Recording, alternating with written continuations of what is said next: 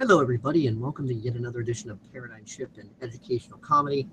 I'm Dave Kelso. For those of you familiar with my channel, you already know who I am. For those of you who are not, now you know. I just got through watching, like, the best, most politically centric, most logical, most rational, most articulate, most well-explained video about the whole situation with Antifa and all the SJW stuff. Like, it doesn't take the side of any politic, and best of all, and I love this, it's Star Wars themed. Fucking A. It's using Star Wars to make completely, totally logical frickin' points that are not biased towards a left or right politic, and it does so way more articulately and concisely and shortly than I could ever do in my wildest long-winded dreams. So with that said, I'm going to engage screen share mode. Oh yes, and I am totally going to show you this. Oh, and at the same time I'm getting a phone call right now that I actually have to take. Crap timing. Oh shit.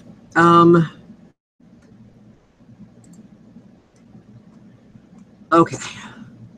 And of course this video is called You Are Not the Rebel Alliance Antifa. It's 17 minutes and 38 seconds. Which this probably means I'm going to have to like download and re-upload this Hangout and stuff. I am going to, and it's Kristen, it's one of the PSEC crew. I'm going to call her right back, right quick. You're all going to be on the line with me here. Okay. Crap, I got to disengage screen sharing. Stop sharing. Sorry about that. These sorts of things happen. You're going to be able to hear her. She's going to be able to hear me. Hold on just a second. I'm sorry, the person you were trying to reach has a... Oh, come on. Now it's your turn to call back, etc., etc.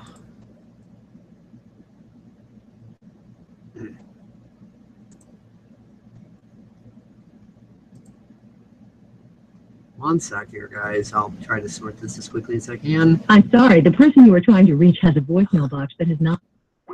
Kristen, stop trying to call me so they can call you flipping back. Thank you. Come on.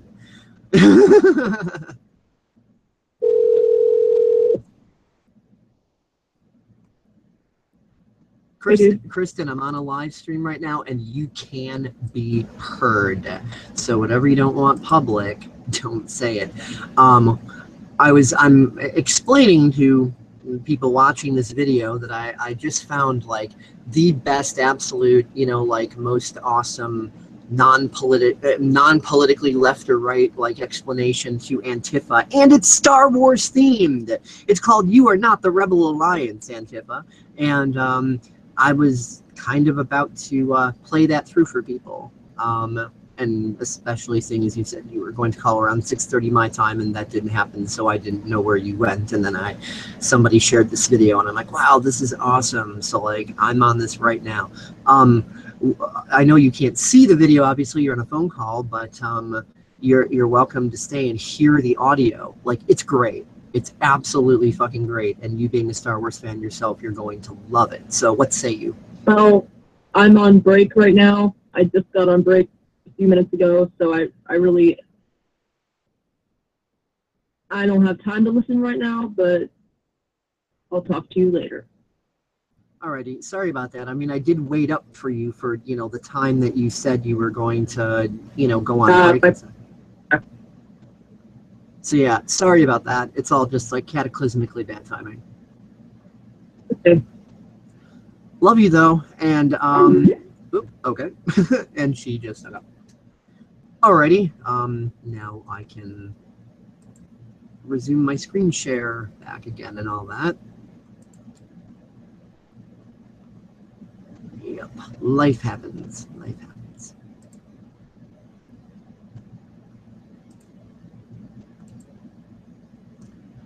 Okay, so screen share is up. And here we go. This thing is awesome. Hello, everybody. I am Boothfire 191. Antifa. The anti-fascists, as they call themselves, communists others claim. I prefer to call them cunts. My first exposure to this group was during President Trump's inauguration. They were the ones who sucker punched Richard Spencer. Since then, these pieces of shit have done nothing but pollute the political landscape with threats, intimidation, and violence. Let's not mince words. Antifa are radical left-wing extremists, terrorists if you live in New Jersey. This becomes evident when you look at the rhetoric these LARPers push. They claim that Donald Trump and all those who oppose them politically are racist, white supremacist, neo-Nazi fascists who must be stopped at all costs.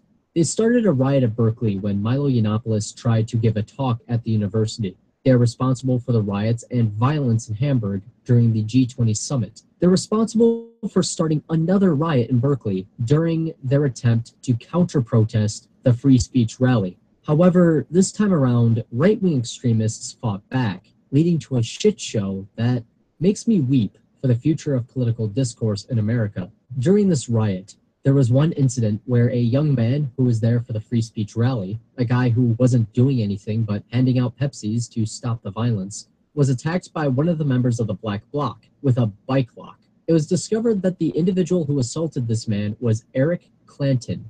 He was a professor of philosophy at Diablo Valley College. People who join Antifa, like Clanton, tend to buy into the ideas of the progressive left, patriarchy, privilege, all that fun stuff. I don't agree with these ideas. If you do, that's all well and fine, so long as you don't resort to violence or ruin the lives of those who disagree with you.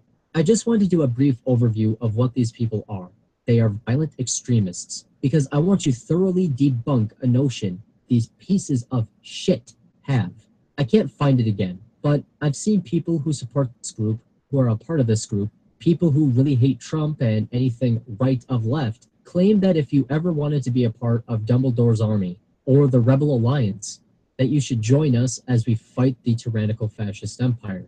It's no secret that I love Star Wars. Just look at my channel. And it's no secret that I overanalyze the ever-living crap out of Star Wars. And I've made it no secret where I stand politically. These idiots are not the Rebel Alliance. These idiots have no idea what the Rebel Alliance truly was. Let's take a quick look at the climate in which the Rebel Alliance was formed. The Empire is your classical, quintessential evil empire. Slavery is rampant, genocide is common. The people must adhere to strict authoritarian laws, and all those who protest or voice their displeasure are killed.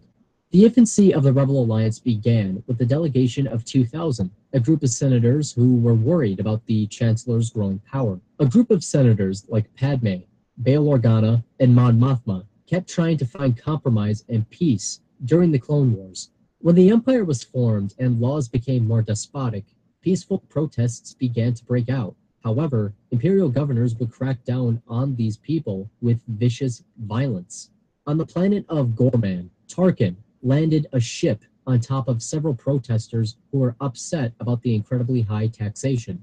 Seeing the rampant violence by the hands of the Empire, the delegation of 2000 slowly started to organize what would later become the Rebel Alliance. The police within the US do have their issues, but if there is one thing you can't say about the police during protests where Antifa is involved, is that they are being violent or using excessive force. During the Berkeley riots, they were ordered to stand down and do nothing. And when they actually do something, it is when the protesters start to riot or commit violence. There might be isolated incidents of them doing something awful, sure, but on the whole, they've been pretty tame. So with that in mind, let's examine what led to the rebellion forming. The Empire introduced tyrannical laws that brought back barbaric practices like slavery. They also instituted mass executions and genocide of those who spoke out against the Empire, thus completely destroying the ability to peacefully protest.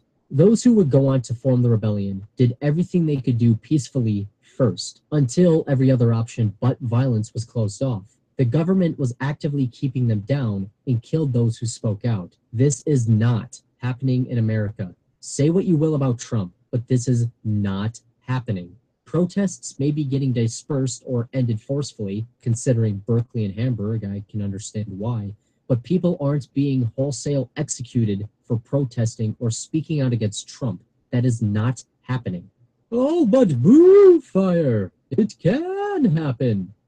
No, it can't, stupid. Not without violating the Bill of Rights and the Constitution of the United States. Not without making an enemy of Congress, the Supreme Court, and the American people. Trump does not and will never have enough power to do anything such as that if he wanted to. Hell.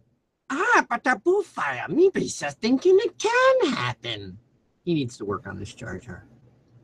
He couldn't do his travel ban thing without Congress as well as the media creating a ruckus that dragged this issue on for months, despite the fact Obama did the same thing during his presidency. That issue unto itself is irrelevant for this video. All I wanted to do was point out how difficult it is for him to do something shitty that may have decent reasoning, in order to explain that him trying to kill hundreds, if not thousands, of U.S. citizens who disagree with him or protest his policies would be fucking impossible. Trump may be the God Emperor, but he isn't a fucking emperor. He can't do whatever he wants, period. Palpatine could. He was the heart, soul, and reason for being for the Galactic Empire. The rebellion had no choice but to fight back. Antifa has a choice, and they've chosen violence. Another attribute that stands out is the fact that the Rebel Alliance is exactly that, an alliance. The rebellion is not made up of people who all believe the same thing. They have similar goals, to be sure, but they are not of one mind. They are a collection of many different people, beliefs, and ideologies, considering the fact that Antifa will call damn near anyone who disagrees with them a Nazi, as witnessed with Berkeley, twice. I think it's safe to say that this does not apply to them. Ignoring the fact that the Rebel Alliance fought to restore democracy to the galaxy, while Antifa wants to tear down the establishment to create a communist utopia, because that's worked so well in the past, let's talk about what led to the rise of the Empire. The Clone Wars was the event that led to Palpatine gaining so much control over the Republic that he was able to turn it into an empire. The catalyst for this war was several systems who felt disenfranchised with the Republic, systems who felt the Republic was corrupt, decided to leave and create their own galactic government. One thing led to another, the plot of Episode 2 in a nutshell, that resulted in the Republic and Separatists going to war. For this next segment, I'm going to use the broadest and least specific definitions for conservative and liberal. That being, conservatives don't like or are slow to change, while liberals want change. The faster, the better.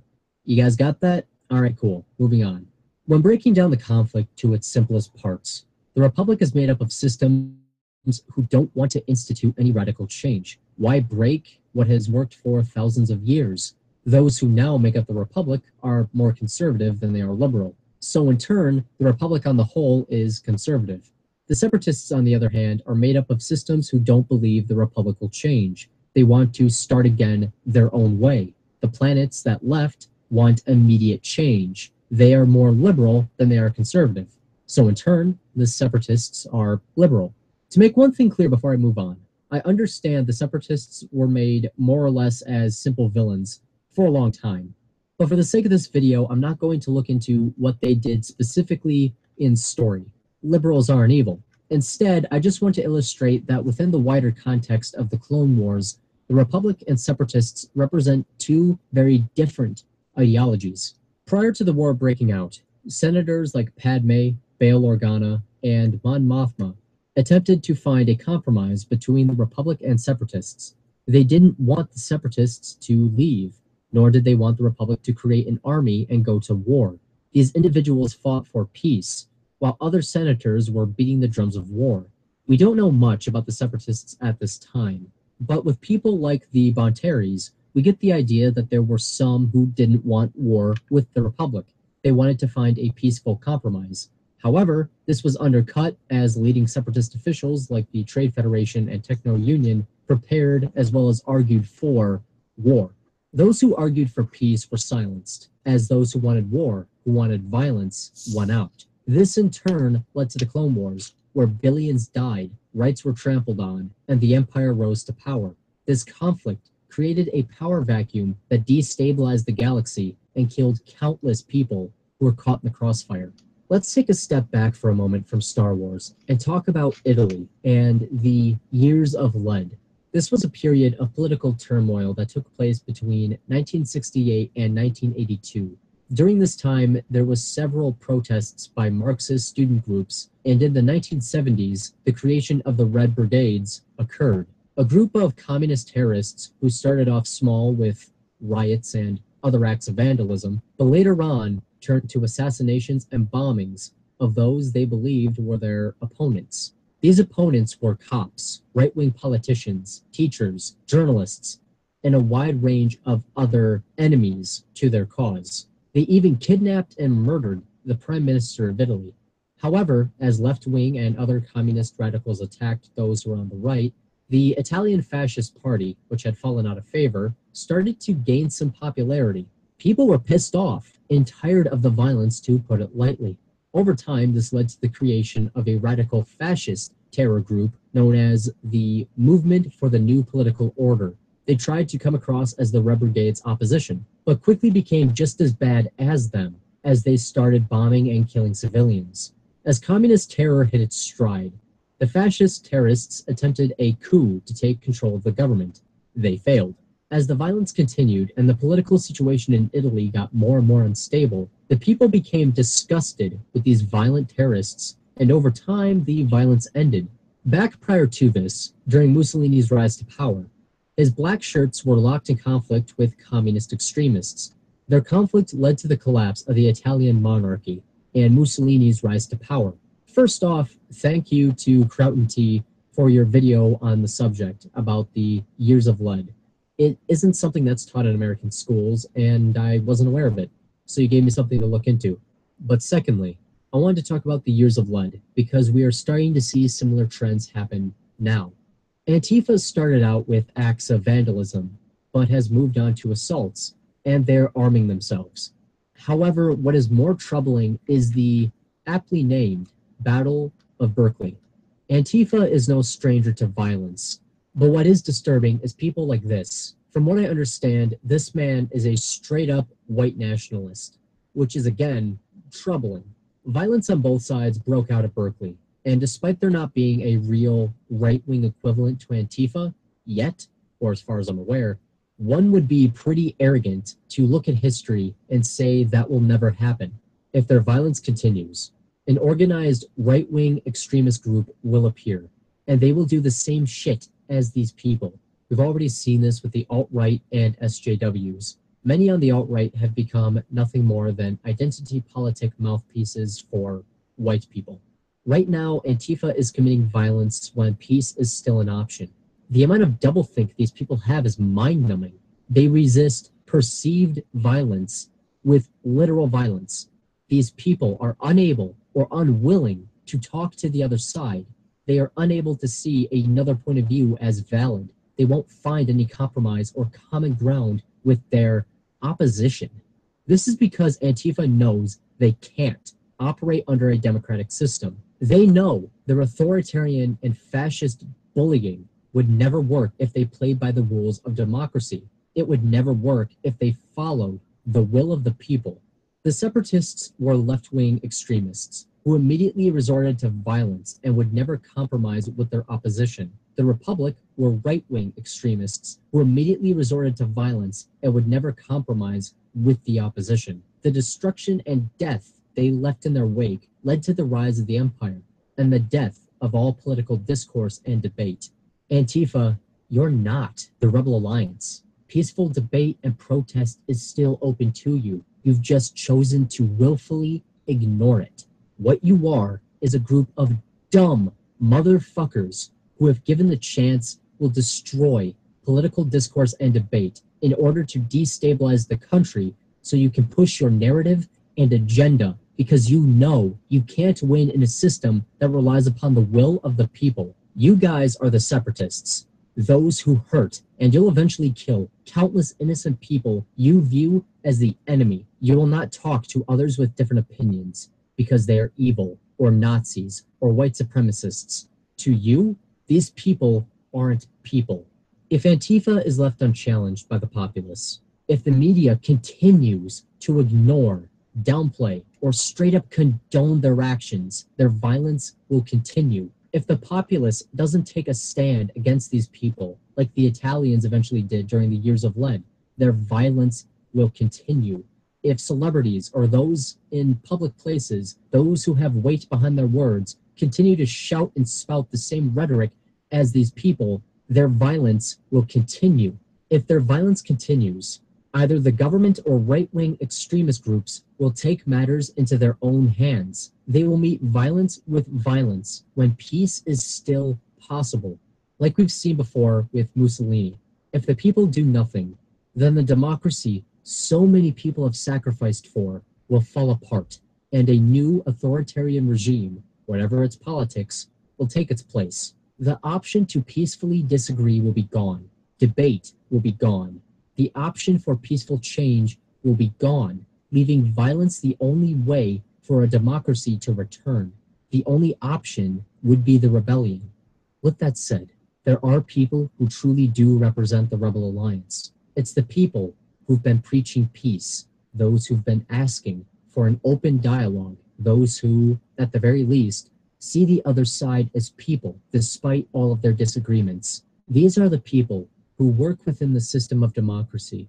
These are the people who know the quality of their ideas can and do win people over. They understand that when the marketplace of ideas is open, they will always beat people like Antifa.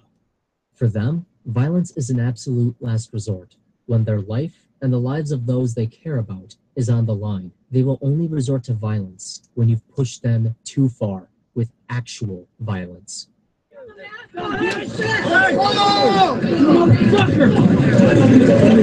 Oh shit, he's bleeding. Yo. Man, he's bleeding. Hard.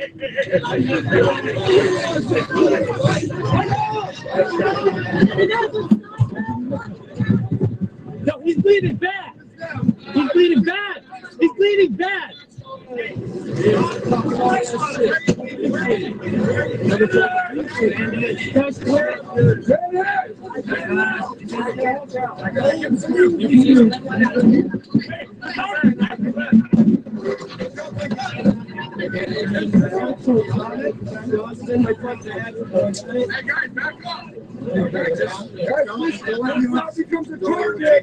The ambulance is coming. This becomes a target. I'm out of here if I were you. Woo! What? I don't even know what that was. Does anyone know what that was?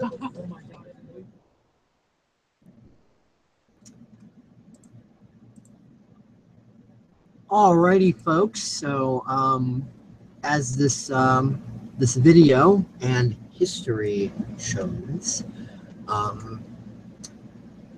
this is how tyrannical government comes to be.